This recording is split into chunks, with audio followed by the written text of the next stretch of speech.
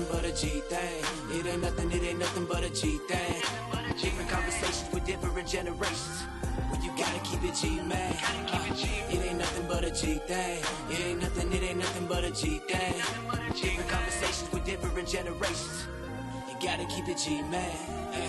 Wes, and though, yeah, we tapped in, baby. We tapped in with who? The Generation Conversation, man. Y'all need to be a part of the convo, you heard me? Hey, look, shout out G2 Beats. My boy Bill blasting them over there, putting in that work, you heard me? Hey, look, y'all need to tap in. Generation Conversation, the G Connect. Subscribe to him on YouTube, you heard me? And just know, we don't Jersey.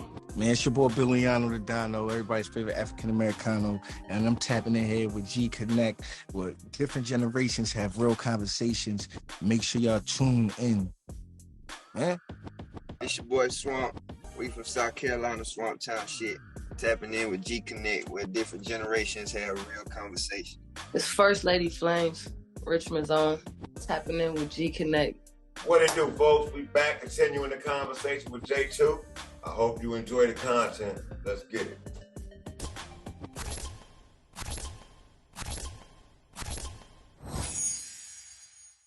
Yeah, I can do this. Who's been your most toughest opponent today? Danny Myers. Danny Myers. Both times. Both battles. The first one was the toughest. Then I had to battle him again, and it was the toughest. When I got off stage with Danny Myers this last time, I literally went to VIP and laid down on the couch. I felt like I had been in a physical bout. Like, I was like, oh, this nigga was out there punching my head off, bro. I looked at Beasley. I swear I looked at Beasley. I said, Beasley, I feel like I just got in a real fight. Right. He was like, you did, bro. You did. You survived, though.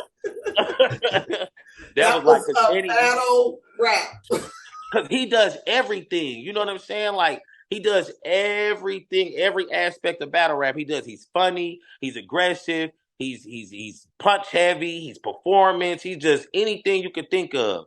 And he's a name. And he's got the star power. So it's like, man, that man was trying to kill me, man. The Myers. That's the Myers. Yeah. Man. Okay. Do you got any up and coming battles lined up now? I'm not. I haven't signed any contracts. I haven't signed any contracts right now, but I did like maybe 20, 30 minutes before we got on here. I did have a phone call. So and if it does, it might get real crazy in battle rap for a season. It might get real crazy. Just for my personal knowledge, when you don't have battles, like, what do you do to stay prepped for when something do come up? Because again, you won't know who you battling, so you won't be able to pull and research and say, hey, what can I hit them with on stage? Mm-hmm. You work on other stuff outside of just what you can really come in there with that's personalized. Mm-hmm. Yep. I stay right here. What I've been doing here recently is I've been taking space battles. Like little short space battles, quick prep, you know what I'm saying? They have like 8 hours to put the material together for 2 minutes. I take those because it kind of does two things. It keeps me sharp because sometimes if I don't battle for a month or two, when I finally get back in the ring again, I kind of feel like I'm knocking the ring rust off. You know what I'm saying? So, because my first year I battled so much, you know what I'm saying? So it's kind of like I'm used to staying active. So I'm either writing or, like I said, with the space battles now, I'm taking those in. Like even today, I was in the space. I think you might have been in there, G. Was you in there when I rapped this morning? No, but I heard that quick. Somebody for 30 seconds. 30 seconds, you know what I'm saying? Yep, I was like, you know what I'm saying, 10 minutes prep. I was like, 10 minutes prep, I'm going to write 30 seconds for you. Mm-hmm. You know what I mean? And that just to kind of like keep my mind sharp and keep me always. And I think now I'm really going to be in a position to where whoever I battle next. Okay. That's crazy. What are some of the resources that helped you out along the way in your battle? Chris Petty, Miss NYC, So Severe, Bricks Belvy. They were there every single step of the way. Like when I started into it, they knew before I knew that I wasn't going to be accepted. I had no idea because there was a whole gay league before me. You know what I'm saying? Now I was supposed to battle there first, but I don't really mess with a lot of gay people like that. So that didn't work out well. I was, it didn't work. Wait, we cool now, but it didn't work out at that moment. You know what I'm saying? Yeah. So I was like, I just ain't gonna battle over there. So, but in my mind, my perspective was there's a whole league. So obviously y'all good with it. Yeah. I didn't know that that's the only place that they was battling at. I didn't know that only one or two of them had ever battled outside of that league. So me coming into it, I thought that, you know what I'm saying, shit, you just battle, you rap, you know what I'm saying? Like, I didn't know that there was going to be so much controversy behind me. But they knew, and they kind of like set the stage. They didn't really, it really wasn't nothing they could do to stop it. But they kind of like steered me in a direction to where by the time I had to face it, I was prepared, and I had already kind of built up a following. So by the time I got to the drugs battle, which was the first time that, they see me when I battled Lady J and I went viral for the Lady J bar. But when they see me versus drugs, it was like, okay, well, he's still here. We didn't get rid of him with the Lady J bar. So now we actually got to listen to him. You know what I mean? And when I had the battle with drugs, that was when it kind of like shifted and people were kind of like, okay, he really here. Like, we got to, like, this is a thing. You know what I mean? So it was kind of like, but they were there for that. And they were standing behind me for it. They, you know what I mean? Chris Petty helped set the battle up. I paid for it. But you know what I mean? They were all bricks is right there on camera, front and center. You know what I'm saying? So like those were the people and the resources that I had that were there when I didn't even know I needed them. Right. Yeah, because I think when we were looking at some of the battles, I'm like, man, one is, like I told you, it's a tough sport. And you gotta have thick skin, and then you coming in as a gay battle rapper, so you don't get it from every angle. Like what? Like, so you have to be mentally, emotionally, all that prepared for that. Have you ever felt like it was a time you wasn't mentally or emotionally prepared for it?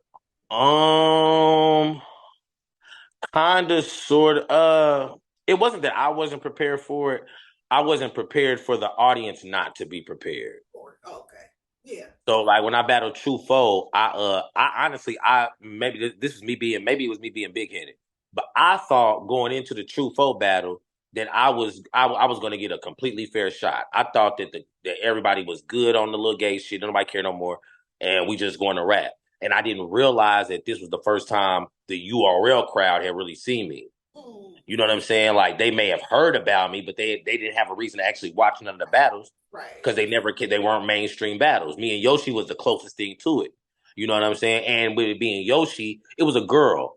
Right. You know what I mean? So it's kind of cliche. You put the gay guy up against the girl, so you don't really weigh unless you really watch it. It doesn't weigh as much as me versus a True Foe. Right. You know what I'm saying? And when I got in there and nobody reacted to anything, and I know I was dropping bombs, I was like, oh man, this is I didn't, you can't tell, but if you like my people, they knew. They said, J2, you folded. Right. You folded in that battle. You know what I'm saying? Like you folded, you didn't have the same energy you do when you here at home. And I did, because mentally after I landed, because I knew I knew how I wrote it. I structured it to where I know I got some haymakers at the beginning of this first round. This should break the room. Right. And when I looked around and niggas was like, should we laugh? I was broke. I was like, yo, what is happening in here? Right. You know what I'm saying? Like, I was like, this is crazy. I'm not saying nothing. Y'all hear this? You know what I'm saying? Like, but so that was like the first time it kind of shook me, and I had to bounce back from that. But when I got off the stage from there, I flew back to Atlanta, and as soon as I got off the plane, I went to a Gates of the Garden event, and Floss the Boss was there. And he was like, bro, you know why the leg up back in the torso bar hit so well? I was like, why? He was like, because you were supposed to say it.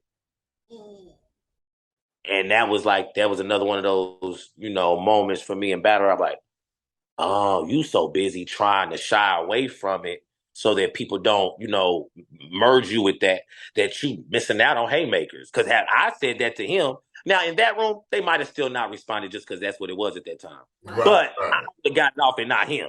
Right. You know what I'm saying? Right. So even the playback, you know what I mean? Like, you know what I mean? So like now that's why you kind of hear, that's kind of where the him downstairs bar came from. You know what I'm saying? Like when I did that, I'm kind of like, let me say it before you can say it. Because you could easily say that to me. Right. They gonna fight. He thought shit was sweet like milk and cookies. They gonna find him downstairs. They could have easily did that and broke the room on me. Right, right. You know what I'm saying? So I started kind of like trying to flip it around. You know what I mean? Right. Well, yeah, like I said, I was just curious about that because, you know, like I said, it's a tough sport. So mentally, emotionally, you got to be prepared for any and everything. Thank you for watching the conversation with J2. I hope you enjoyed the content only on G Connect, where different generations have real conversations. You feel me? Make sure you get connected. It ain't nothing but a G thing. It ain't nothing but a G thing. Different conversations with different generations. Well, you gotta keep it G, man. It ain't nothing but a G thing. It ain't nothing but a G thing. Different conversations with different generations. You gotta keep it G, man.